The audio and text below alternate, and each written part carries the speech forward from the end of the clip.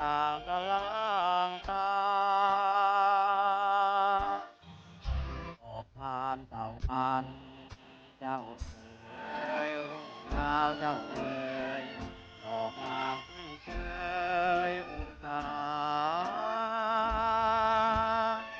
โลกนั้นรีบตื่นจากห่วงพิจารแจ่มใสเอิงราเมื่อปลาคนหมุนอุทานวัดวารามวัดเทศกามเหลืองอามยามมองใกล้ไกลที่อ่อนตรงอันสดใสตัดใจให้คนบาปกรรมรุ่นจะรุ่งแล้วรวบแฟนเลิศแล้ววันไม่แล้วเพื่อนเอ๋ยตื่นมาเสียจากกิเลสเอ๋ยมืดมิดเหลือเอ๋ยออกมาชมเชยแสงแห่งวัดป่าอารามวัดเทศที่งามเหลืองงามยามมองใกล้ไกลวอนคงอันสดใสออกโปรดตัดไปให้คนลดบาปกรรมแค้นรุ่งจะรุ่งแล้วพวกแฟนเลิกแล้ววันไม่แล้วเพื่อนเอ๋ยตื่นมาเสียจากกิเลสทั้งเอ๋ยเหลือเอ๋ยออกมาชมเชยแสงแห่ง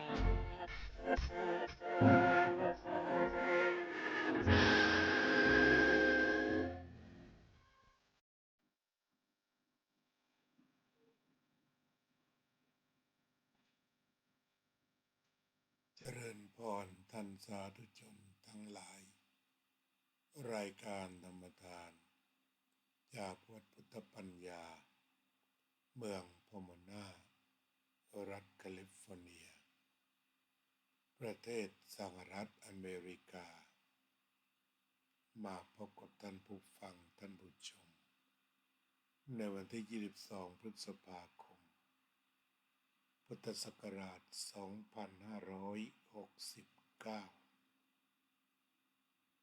วันนี้ก็จะได้พูดถึงเรื่องหยุดเย็นและยอมโดยปรารภประวัติของพระองคุลิมานประวัติของพระองคุลิมานตอนสำคัญที่ทุกคนจำได้ก็คือตอนที่ว่าองคุลิมานนั้นคือจอมโจรที่ฆ่าคนมาแล้วถึง999 คนและ วันนั้นคุณแม่ ขององคุลิมานจะเข้าไปเพื่อที่จะห้ามลูก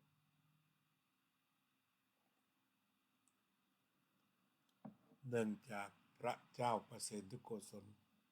ประกาศว่าจะเป็นการปราบใหญ่สแกนทุกตารางนิ้วโดยใช้ทหารจำนวนมากไม่ให้เล็ดลอดไปได้จะต้องสับเป็นชิ้นๆกันเลยทีเดียวเพราะว่าเป็นโจรลือชื่อที่ฆ่าคนมาถึง999 คนทีนี้พระพุทธเจ้าก็เห็นว่าถ้าปล่อยให้ฆ่าคนที่ 1,000 คือแม่ก็จะทำให้หมดโอกาสสวรรค์หรือมรรคผลนิพพานล้มละลายไปเกลี้ยงล้มละลายไปสิ้นทีนี้ พระองค์จึงไปโปรดพระองค์จึงเสด็จไปโปรดแล้วก็คำที่เป็นธรรมะสำคัญที่จะต้องตระหนักกันไว้นั่นคือเมื่อพระองค์เสด็จไปเราอาจจะพูดว่าพระองค์แสดงอภินิหารนั่นแหละมีทั้งอิทธิปาฏิหาริย์ก่อน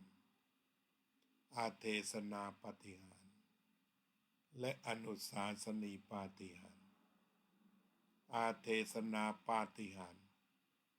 ก็คือดักใจถูกว่ายังไงองคุลิมานก็ต้องไล่พระองค์แน่จากนั้นก็ทำอิทธิปาฏิหาริย์แล้วก็คิดว่าไล่มาแล้วได้ฟังธรรมแล้วต้องหยุดนี่เรียกว่าอาเทศนาปาฏิหาริย์คือดักใจได้ต่อไปก็เป็นอิทธิปาฏิหาริย์องคุลิมานทั้งแข็งแกร่งทั้งรวดเร็วไล่ล่าพระพุทธองค์ล่าเท่าไหร่ก็ไม่ถึงตัวนี่ตรงนี้เป็นอิทธิปาฏิหาริย์แน่นอนคือไล่ยังไงก็ไม่ถึงสักทียังห่างชั้นอยู่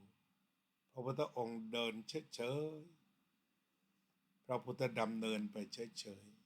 ๆแต่องคุลิมานเนี่ยไล่เต็มเหนี่ยวสุดฤทธิ์สุดเดชสุดกำลังก็ไม่ทันสักทีตอนนั้นพระองค์ก็ทรงใช้วิธีการสอนธรรมะนั่นแหละให้วิ่งนานจนเทความสนใจมาอยู่กับพระพุทธเจ้าความสนใจอื่นไม่มีแล้วจิตว่างคือว่างจากเรื่องอื่นสนใจเฉพาะพระพุทธเจ้าองค์เดียวในขณะนั้นคือพระองค์ทรงดึงองคุลิมานมาทำสมาธิให้มองแต่พระพุทธเจ้าอย่างเดียวซึ่งมองเป็นสมณะจึงพูดว่าสมณะหยุดก่อนสมณะหยุดก่อนสมณะหยุดก่อน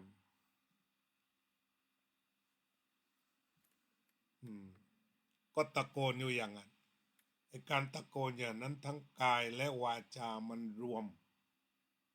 หรือว่า contemplate หรือว่า concentrate หรือ focus จิตองคุลิมานนี่โฟกัส โฟกัสลงมาที่พระพุทธองค์เพียงหนึ่งเดียวโฟกัสแหละ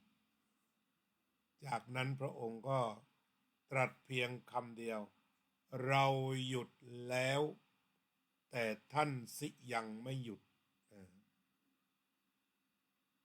เราหยุดแล้วแต่ท่านสิยังไม่หยุดที่เขาบอกว่าหยุด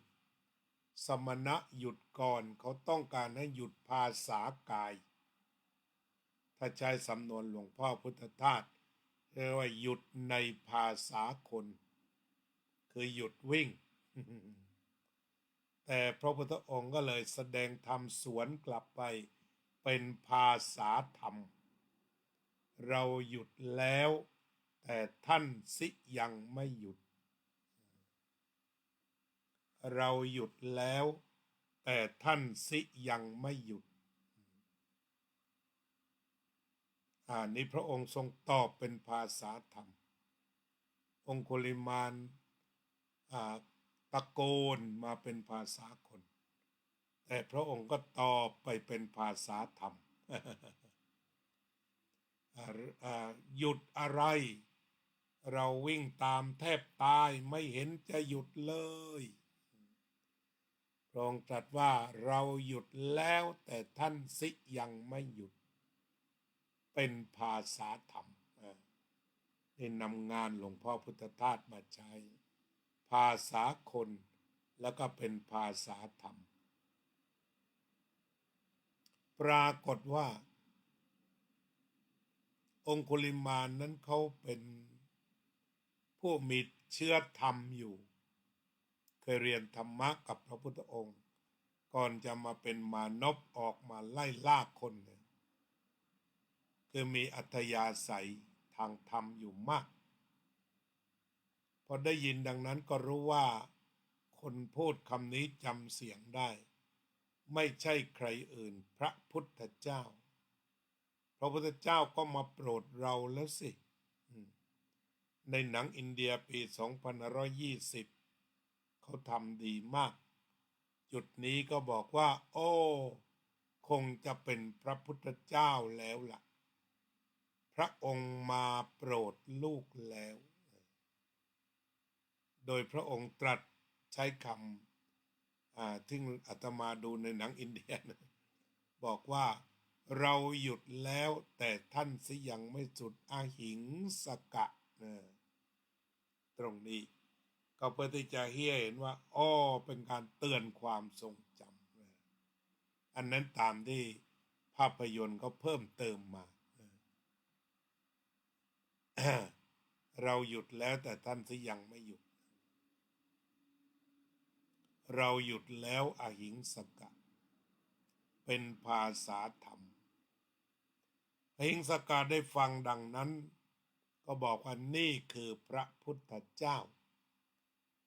ผู้รักคนที่คนเขาเกลียดทั้งเมืองได้ผู้ที่รักคนอื่นที่เขาไม่รักได้เราเรียกว่าพระมหากรุณาของพระพุทธเจ้าคือเป็นผู้ที่รักคนที่เป็นมหาโจรที่ใครไล่ล่าทั่วบ้านทั่วเมืองได้รักคนที่คนอื่นเกลียดรับคนที่คนอื่นทอดทิ้งแล้วนี่คือพระพุทธเจ้าในความรู้สึกขององคุลิมานตามที่ภาพยนตร์อินเดียปี 2520 ช่วงอาตมายังเป็นเนนก็ชอบฟังเรื่องนี้คือไม่ได้ตรงตามอรรถกถาหรือพระไตรปิฎกแต่ว่าทำเรื่องได้ดีเขียนเรื่องได้สอดคล้องกับธรรมะ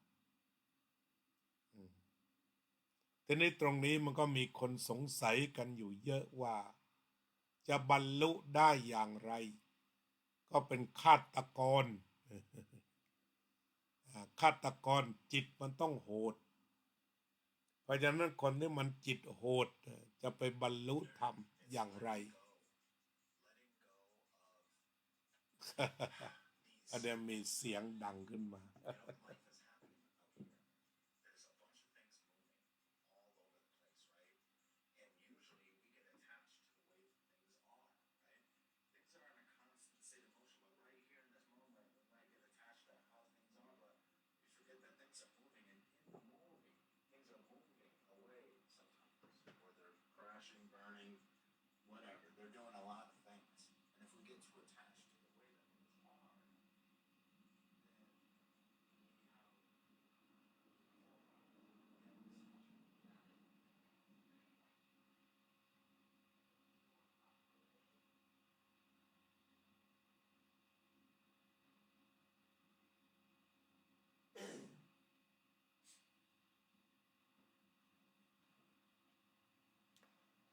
The Waiting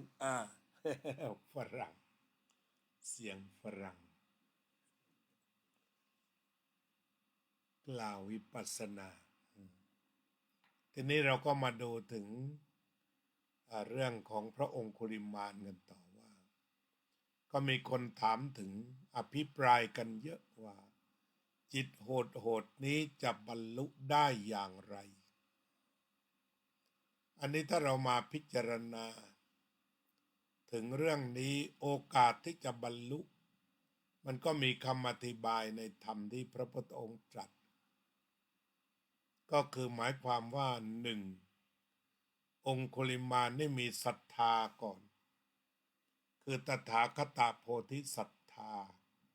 ในนาทีนั้นเหมือนคนที่จมน้ำแล้วมีคนนำเรือไปจะต้องรีบขึ้นเรือไม่อาลัยอาวรณ์ต่อน้ำที่ตนเองจมมาหลายวันคือเหมือนกำลังว่ายน้ำข้ามฝั่ง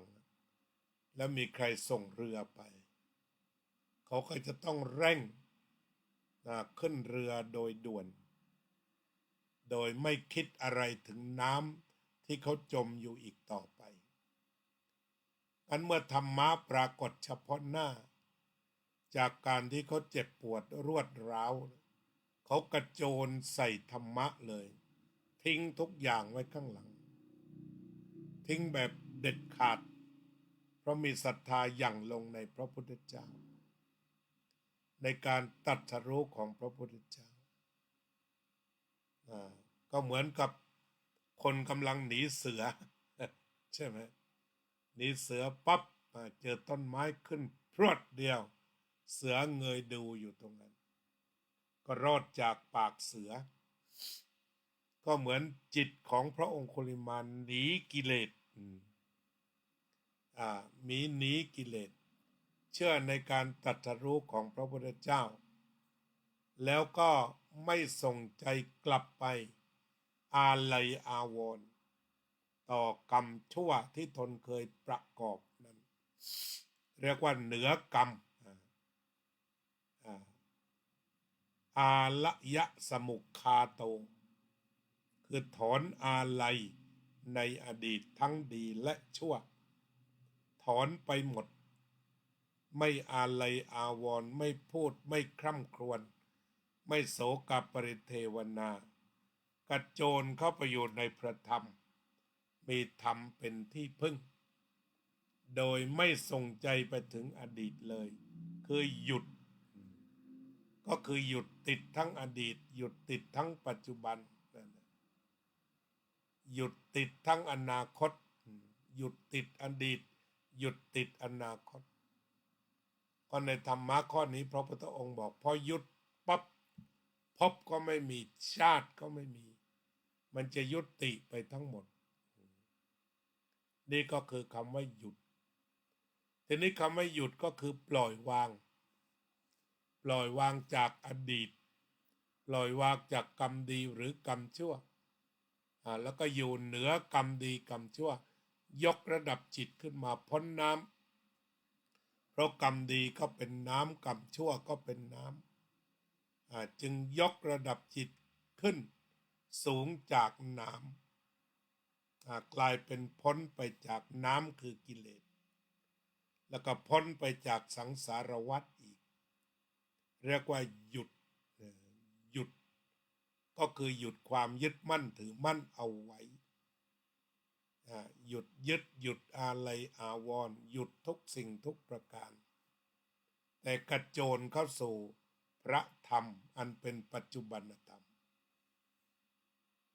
ทีนี้พอหยุดก็เย็นดูตามพระพุทธองค์ก็ให้การอุปสมบทเลยโดยให้เอหิภิกขุอุปสัมปทามาเลยให้บวชเลยเมื่อบวชเสร็จแล้วพระองค์ไม่ได้ป้องกันใดๆไม่ได้ป้องกันใดๆปล่อยให้เดินไปปล่อยให้เดินบิณฑบาตไปเดินไปพอคนเห็นก็พากันเคลี้ยงพากันขว้างพากันปาของแข็งสัตราวุธใส่เต็มที่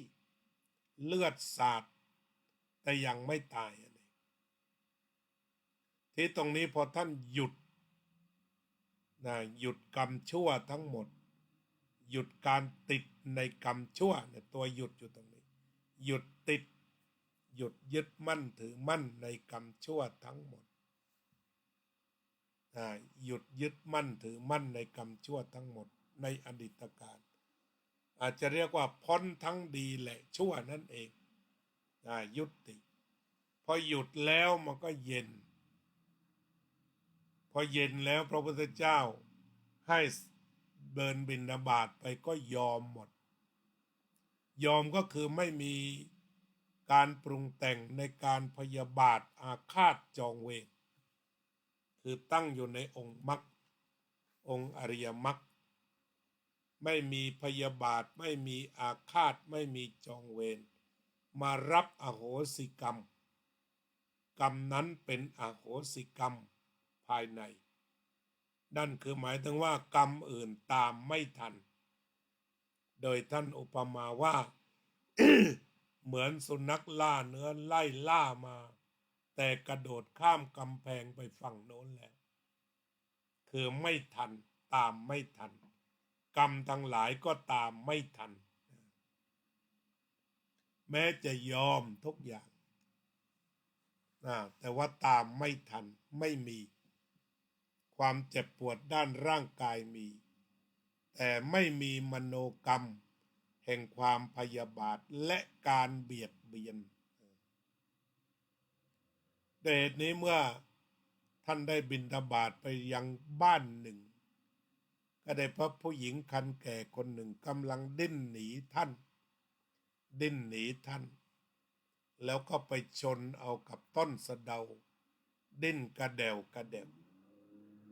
ท่านก็ถือโอกาสอธิษฐานจิตบอกว่าดูก่อนน้องหญิง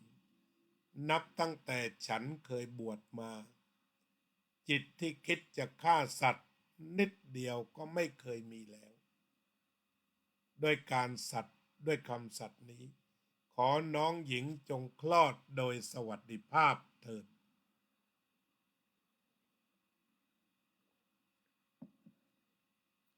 เมื่อพระองค์กุลิมานกล่าวจบตามตำนานบอกว่านางคลอดง่ายดายเหมือนน้ำที่ไหลออกมาจากหม้อดินอันทะลุญาติโยมได้เคยหุงข้าวกับหม้อดินคงจะจำได้ถ้าหากผิดพลาดไปโดนก้อนเศร้าทั้งข้าวทั้งน้ำทะลุทะลวงออกมาวรรณกรรมบาลีพรรณนาความไว้อย่างนั้นนี่ก็คือการบรรลุของท่านหยุดแล้วจากนั้นก็เย็นและยอมหยุดเย็นยอมคืออย่างไรแม้ชีวิตจะตายยอมตายแม้ชีวิตจะตายก็ยอมนี่ก็คือพอยอมเสร็จแล้วก็แสดงว่าท่านเป็นพระอรหันต์แล้วทีนี้คำว่าหยุดก็คือหยุดตามที่พระพุทธเจ้าตรัสหยุดพยาบาทหยุดจองเวรหยุดเบียดเบียนหยุดอาฆาตแล้วก็หยุดเสียใจจากกรรมชั่วที่ทำแล้วทั้งหมดเสียด้วยถอดถอนไปเลยหยุดความคิดถึงหยุดอาลัยอาวรณ์ให้มันขาดอันนี้ก็คือท่านก็ได้บรรลุเป็นพระอรหันต์อันนี้ก็คือความหมายก็ว่าหยุดเย็นและยอมที่ในโลกสมัยใหม่เราก็จะดูในเรื่องของดาไลลามะในฐานะผู้นำประเทศและเป็นผู้นำของสงฆ์เมื่อถูกจีนถล่มเมืองลาซามีทหารหลายคนบอกจะสู้ตายเพื่อพระองค์ดาไลลามะบอกว่าเราเกิดมาเพื่อช่วยสรรพสัตว์เพื่อ save beings save all living being ไม่ได้เกิดมาเพื่อให้ living being เนี่ยมาเซฟฉันคือมาปกป้องรักษาแต่ฉันเกิดมาเพื่อปกป้องรักษาสัตว์อันนี้ท่านใช้เมตตาคือนึกถึงคนตาดำๆที่จะรองรับระเบิดจากเมืองจีนจากคำสั่งของท่านเหมาเจ๋อตุงตอนนั้นท่านนึกถึงความตายของคนที่จะมาจากอาวุธซึ่งสมัยนั้นก็ทิ้งระเบิดได้แล้วเนี่ยท่านเองก็เลยยอมดูอยู่3 วันแล้วก็ยอมโดยการปลอมพระองค์เป็นทหารออกมาทางด่านแล้วก็เข้าอินเดียยอมจีนยอมแพ้ยอมสละบัลลังก์ยอมสละตำแหน่งสังฆราชอันนั้นหยุด ก็หยุดพยาบาทหยุดอาฆาตหยุดจองเวรไม่พยาบาทจีนไม่อาฆาตจีนไม่จองเวรจีนก็เลยถอนใจจากการสู้รบแล้วก็สละตำแหน่งกษัตริย์สละตำแหน่งสังฆราช2 ตำแหน่งรวด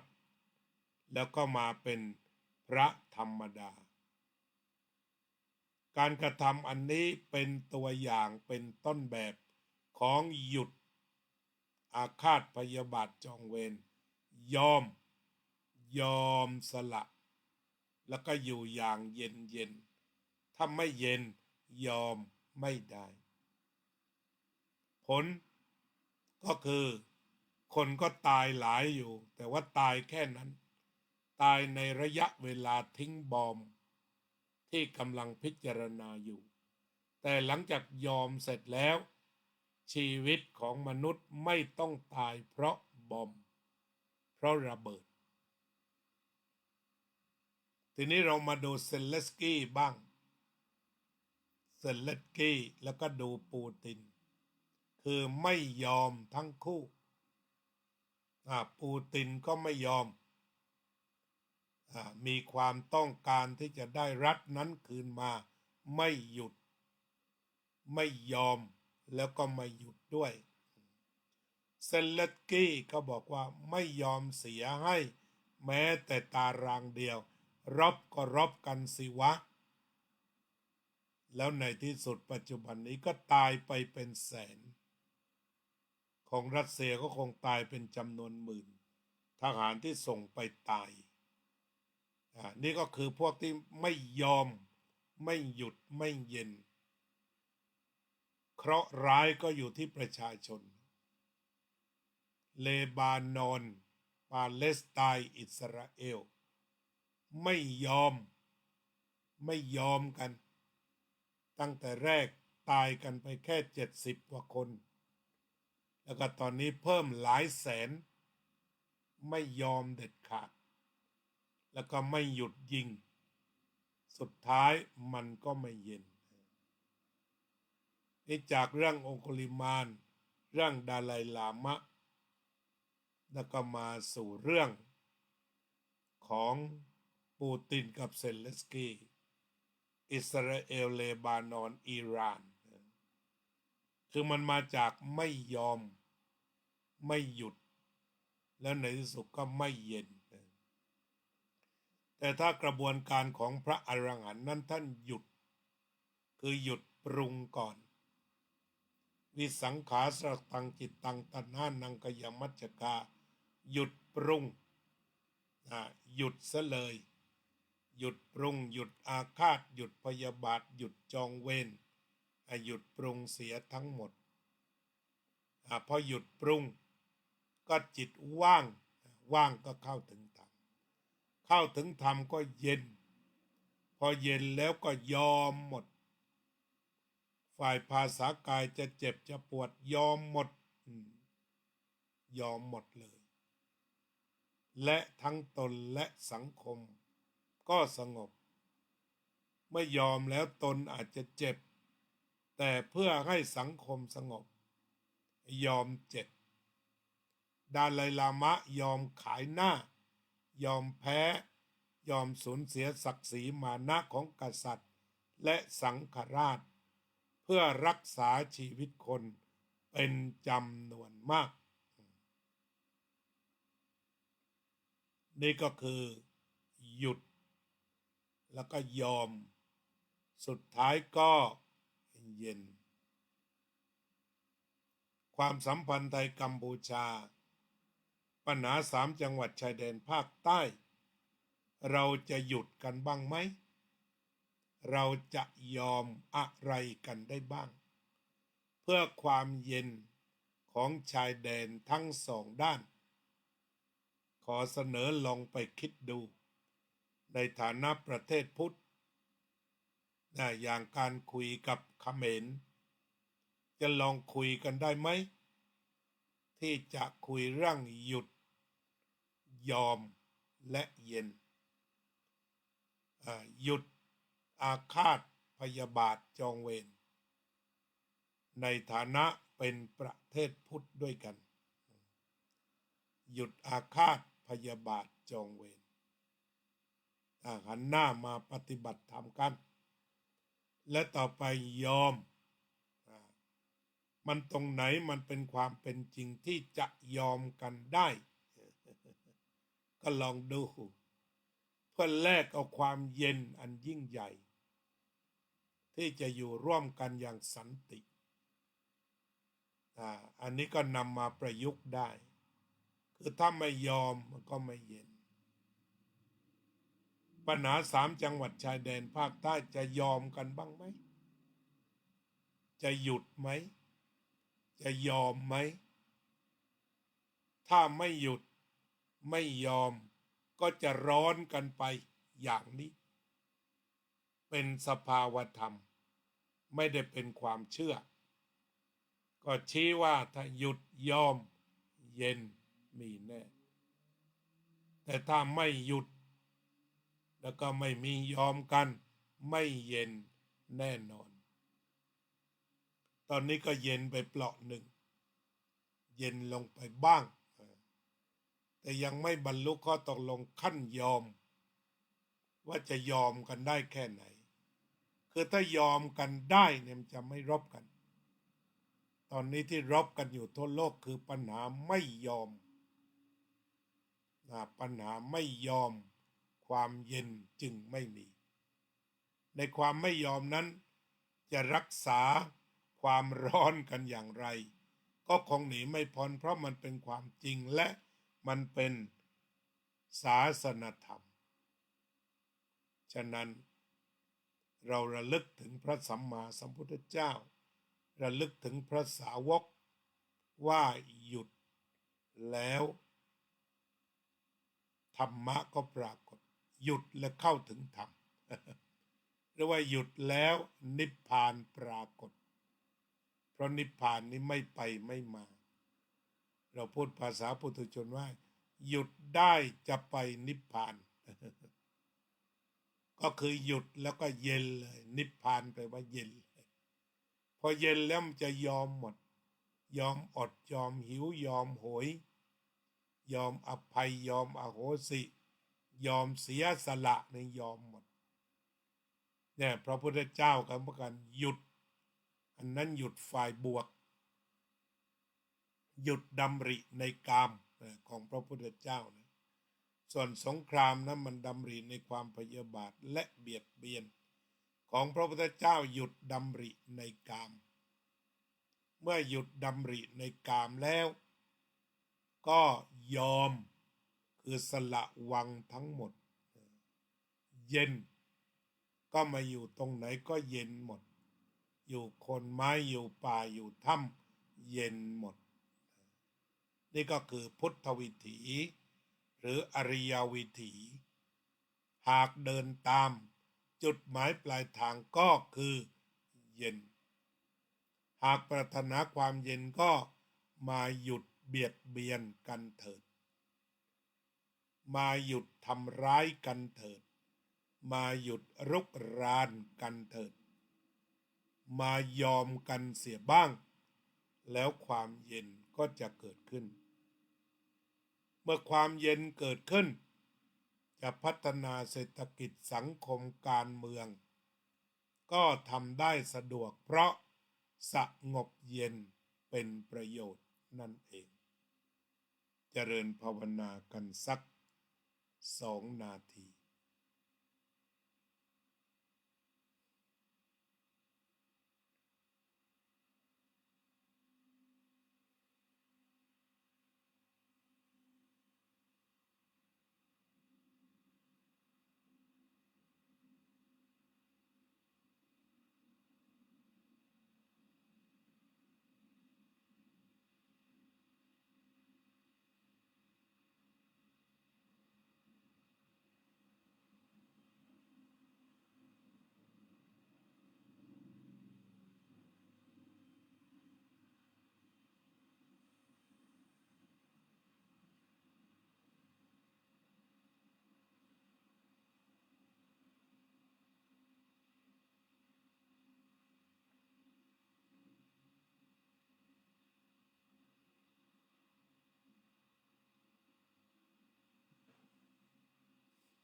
สัพเพ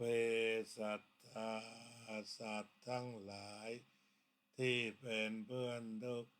เกิดแก่เจ็บตายด้วยกันทั้งหมดทั้งสิ้นอเวราโหนตุจงเป็นสุขเถิดอย่าได้มีเวรแก่กันและกันเลยอัพยาปัชชาโหนตุจงเป็นสุขเถิดอย่าได้พยาบาทเบียดเบียนซึ่งกันและกันเลยอานิกาโหนตุจงเป็นสุขเถิดอย่าได้มีความทุกข์กายทุกข์ใจเลยสุขีอัตตานังปริหารันตุจงมีความสุขกายสุขใจรักษาตนให้พ้นจากทุกภัยทั้งสิ้นเถิดอภิวาทนาสีลิสะนิจจังวุธาปจายโดจัตตารโอธรรมาวัฏันติอายุวันโนสุขังพลัง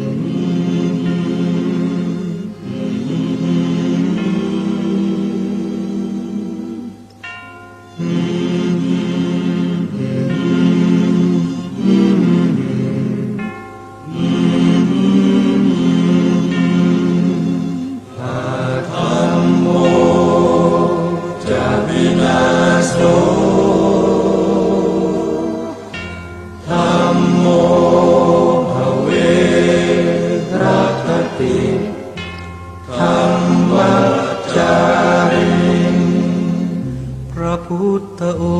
งค์ท่านทรงตรัสรู้เป็นสัพพัญญูตรัสสอนความจริงว่าธรรมะย่อมชนะทุกสิ่งเป็นที่พึงพิงแก่ผู้ประพฤติชอบธรรมธัมโมจะวินาโสธัมโมภเวรัคติธัมมัจจาริอำนาจใดๆก็ตามย่อมถึงความพินาศถ้าขาดธรรมะประจำไม่มีใครอยู่ค้ำฟ้าเราต่างเกิดมาใช้กันจงอยู่ในศีลในธรรมคิดทำแต่กรรมที่ดีธัมโมจะวินาโสธัมโมภเวรัคติธัมมัจจาริธรรมส่องสว่างสู่ทางสุขสีคำจุ